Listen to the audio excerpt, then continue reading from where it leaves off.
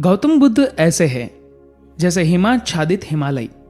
पर्वत तो और भी है, हिमाच्छादित पर्वत और भी है, पर हिमालय अतुलनीय है, उसकी कोई उपमा नहीं है। हिमालय बस हिमालय जैसा है, गौतम बुद्ध बस गौतम बुद्ध जैसे हैं। पूरी मनुष्य जाति के इतिहास में वैसा महिमापूर्ण नाम दूसरा नहीं।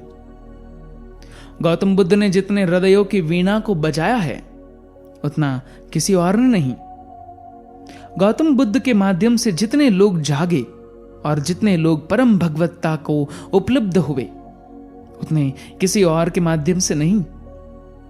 गौतम बुद्ध की वाणी अनूठी है और विशेषकर उन्हें जो सोच विचार चिंतन मनन विमर्श के आदि है।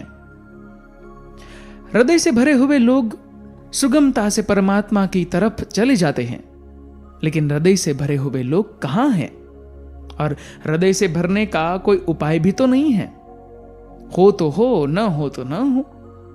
ऐसे आकस्मिक नैसर्गिक बात पर निर्भर नहीं रहा जा सकता। बुद्ध ने उनको चेताया जिनको चेताना सर्वाधिक कठिन है। विचार से भरे लोग, बुद्धिवादी, चिंतन मननशील, प्रेम और भाव से भरे लोग तो परमात्मा की तरफ सरलता से झुक जाते हैं। उन्हें झुकाना नहीं पड़ता। उनसे कोई न भी कहे तो भी वे पहुंच जाते हैं। उन्हें पहुंचाना नहीं पड़ता। लेकिन वे तो बहुत थोड़े हैं और उनकी संख्या रोज थोड़ी होती गई है। अंगुलियों पर गिने जा सके ऐसे लोग हैं। मनुष्य का विकास मस्तिष्क की तरफ हुआ है। मनुष्य मस्तिष्क से भरा है।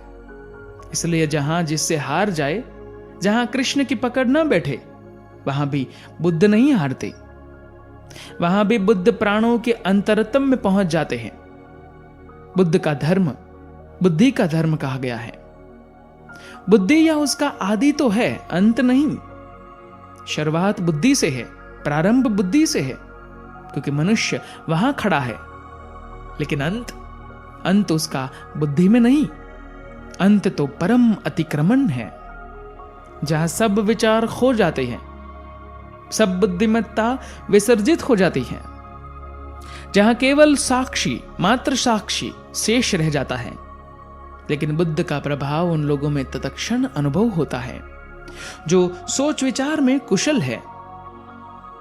बुद्ध के साथ मनुष्य जाति का एक नया अध्याय शुरू हुआ। 2500 वर्ष पहले बुद्ध ने वह कहा जो आज भी सार्थक मालूम पड़ेगा और जो आने वाली सदियों तक सार्थक रहेगा। बुद्ध ने काफी कह दिया, जरूरत से ज्यादा कह दिया। जितना समझना जरूरी हो उससे ज्यादा कह दिया। जितने से पूरी यात्रा हो सकती है उतना कह दिया। पूरा सेतु निर्माण कर दिया, रास्ता पूरा साफ कर दिया।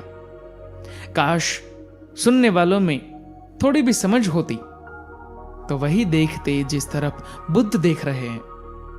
बुद्ध क्या कहते हैं यह समझना जरूरी नहीं है। बुद्ध कहां देखते हैं वहां देखना जरूरी है। बुद्ध क्या बोलते हैं यह व्यर्थ है। बुद्ध कैसे है वही सार्थक है। बुद्ध की आंखों में क्या झलक रहा है वह हमें खोजना चाहिए। बुद्ध के शब्दों में क्या झलक आ रही है वह तो बहुत दूर की है। बुद्ध की आंखें बिल्कुल खजाने के पास है। बुद्ध ने कहा है, मेरे पास आना लेकिन मुझसे बंद मत जाना। तुम मुझे सम्मान देना सिर्फ इसलिए कि मैं तुम्हारा भविष्य हूं। तुम भी मेरे जैसे हो सकते हो इसकी सूचना हूं। तुम मुझे सम्मान दो तो यह तुम्हारा बुद्धत्व को ही दिया गया सम्मान है। लेकिन तुम मेरा अंधानुकरण मत करना, क्योंकि तुम अंधे होकर मेरे पीछे चले तो बुद्ध कैसे हो पाओगे। बुद्धत्व तो खुली आंखों से उपलब्ध होता है, बंद आंखों से नहीं। और बुद्धत्व तो तभी उपलब्ध होता है जब तुम किसी के पीछे नहीं चलते, खुद के भीतर जाते हो। कल्याण मित्र बुद्ध का शब्द है गुरु के लिए। बुद्ध गुरु के शब्द के पक्षपाती नहीं, थोड़े विरोधी है। बुद्ध अनूठे मनुष्य हैं। वे कहते हैं कि गुरु शब्द विकृत हो गया है। हो भी गया है, उस दिन भी हो गया था। गुरुओं के नाम पर इतना व्यवसाय चला है, गुरुओं ने लोगों को कहीं पहुंचाया ऐसा तो मालूम नहीं होता है। कभी 100 गुरुओं में कोई एक गुरु होता होगा, 99 तो गुरु नहीं होते, सिर्फ गुरु अभ्यास। इसलिए बुद्ध ने नया शब्द चुन लिया, कल्याण मित्र। बुद्ध ने अपने शिष्यों को कहा है कि मैं तुम्हारा कल्याण मित्र हूं। बुरे मित्रों की संगति न करे, न अधम पुरुषों की संगति करे। कल्याण मित्रों की संगति करे और उत्तम पुरुषों की संगति करे। कल्याण मित्र का अर्थ है जो पहुंच गया, जिसने शिखर पर घर बना लिया। कल्याण मित्र वही है जो तुम्हारे भीतर की मन स्थिति को बदलने में सहयोगी हो जाता है, और यह तभी संभव है जब वह तुमसे ऊपर हो, उत्तम पुरुष हो। यह तभी संभव है जब वह तुमसे आगे गया हो। जो तुमसे आगे नहीं गया है वह तुम्हें कहीं ले ना जा सकेगा। आगे ले जाने की बातें भी करे तो भी तुम्हें नीचे ले जाएगा। मैं तुम्हें बुद्ध की बात संक्षिप्त में कह दूं। बुद्ध कहते हैं, न कोई गुरु है न कोई शिष्य है, और मैं तुम्हारा गुरु और तुम मेरे शिष्य। मेरे पास सिखाने को कुछ भी नहीं है, और आओ मैं तुम्हें सिखाऊं। गुरु की कोई जरूरत नहीं है, और आओ मेरा सहारा ले लो।